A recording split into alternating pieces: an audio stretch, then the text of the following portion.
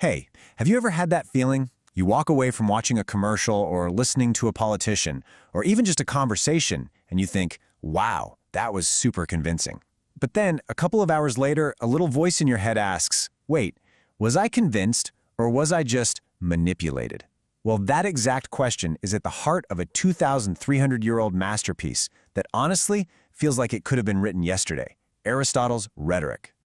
So, here's our game plan. We're going to kick things off with that big question. What's the difference between convincing and manipulating? Then we'll jump back in time to see how Aristotle built a whole system to figure it out. We'll get into the real heart of his argument, look at some of his surprisingly practical tips, and then see how these ancient ideas are, believe it or not, shaping your world right now. All right, let's dive right in. Let's tackle that core problem, the big question that really drove Aristotle to write this whole thing down in the first place. You know exactly what I'm talking about, right? It's that movie trailer that just gives you goosebumps, or that speech that gets you all fired up, or an ad that suddenly makes you feel like you desperately need a product you didn't even know existed 5 minutes ago. So what's really going on there? Is it a solid, logical argument that's winning over your brain, or is it just some clever trick playing on your emotions? And this is exactly why rhetoric is so much more than some dusty old book. You should think of it like a user's manual for the human mind. It's a blueprint that shows you how to build a really strong, persuasive argument. But maybe even more importantly, it gives you a kind of X-ray vision to see right through a weak argument that's just dressed up to look impressive. Now, Aristotle wasn't just sitting around thinking this stuff up in a vacuum. No way. He was responding to a huge, real-world problem that was happening all around him in ancient Athens. To really get what Aristotle was doing, you have to picture the scene. The absolute rock stars of public speaking back then were these guys called the sophists. They were incredible performers, and they taught that you could argue any side of any issue and win, for the right price. Winning was all that mattered. Now, Aristotle's own teacher, the famous Plato, absolutely hated this. He thought it was just slick, empty flattery. But Aristotle, being the brilliant student he was, had a different take. He thought, hang on a second, what if persuasion isn't the problem? What if it's just being used the wrong way? What if we could make it a tool for finding truth? If only we had a system based on logic. And this quote right here, it nails his biggest complaint. He's basically saying that all the other rhetoric teachers were totally ignoring the facts of the case, the actual subject. Instead, their whole playbook was about how to make the judges angry or sad or prejudiced. For Aristotle, that was just noise. It was a distraction from what really mattered. He wanted to change the game from manipulating the audience's mood to proving the facts. So what was his grand solution? How did he plan to fix this? Well, he came up with a whole new way of thinking about persuasion, one that put logic right in the spotlight. And at the absolute center of his system is this kind of weird-sounding but powerful idea, the enthymeme. Aristotle himself called it the body of persuasion. The best way to think of it is a kind of logical argument where you let the audience do a little bit of the work. You trust them to connect the dots. So, for example, instead of laying out this long argument, all people are mortal, Socrates is a person, therefore Socrates is mortal, you just say, well, of course Socrates is mortal, he's a person. You leave out that obvious middle step because you know your audience will fill it in themselves. It's brilliant because it respects their intelligence and makes them feel like a part of the argument. So, the difference is just night and day. The old way of doing rhetoric was all about style and emotion. It was like one of those movie trailers that's all explosions and cool music but has zero plot. Aristotle comes along and says, no, the script, the actual logic of the argument, that's what matters.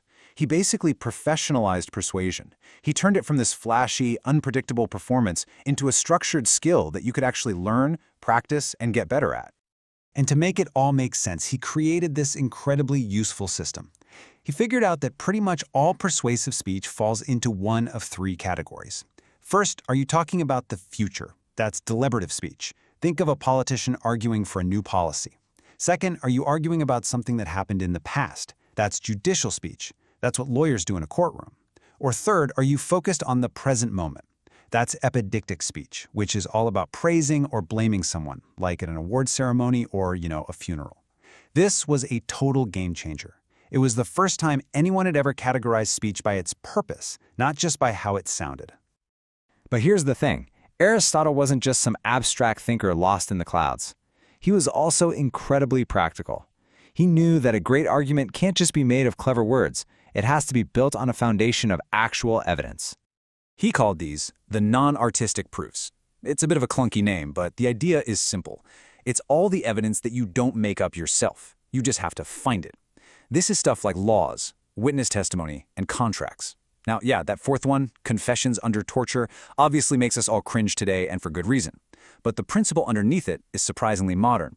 Your argument needs to be anchored to reality. You can't just talk a good game. You have to have the facts to back it up. You have to show your work. So, why on earth are we still talking about a book from 2,300 years ago? Because these ideas didn't just fade away in Athens. They literally became the foundation for how the entire Western world thinks about law, politics, and communication. Just take the idea of equity, which sounds so incredibly modern. Aristotle was already wrestling with it. He understood that a fixed written law, the letter of the law, couldn't possibly account for every weird specific situation that might pop up. Sometimes, following the law perfectly could lead to an unjust result. So he argued for this idea of equity, what we now call the spirit of the law, as a way to achieve real fairness. And that exact debate between the letter of the law and the spirit of the law is still happening in our courtrooms every single day. Seriously, once you start looking for it, you see Aristotle's influence everywhere. It's in the way lawyers structure their arguments. It's in the strategy of a political campaign. It's even in that car commercial that tries to persuade you with a bunch of facts and figures. Anytime you've ever had a teacher tell you to build a logical case or know your audience, you're hearing the echoes of Aristotle's work from millennia ago. Okay, so let's bring it all home. If there's one single, crucial thing you should take away from this incredible book, what is it? This, right here, is his real legacy. Before Aristotle, persuasion was often seen as this kind of dark art, almost like a magic trick. He came along and flipped on the lights. He gave us the tools, the vocabulary, and the system to actually break down how persuasion works, to see all its moving parts. He took it from a mystery and turned it into a skill that could be taught, practiced, and most importantly, a skill that could be used ethically. And that's really the challenge he leaves for all of us. The next time you feel yourself being persuaded by a podcast, an ad, a friend, anyone, just stop and ask yourself, what tools are they using on me? Are they actually building a logical case with real evidence, or are they trying to bypass my brain and go straight for my emotions? Thanks to Aristotle, you've got the toolkit to tell the difference.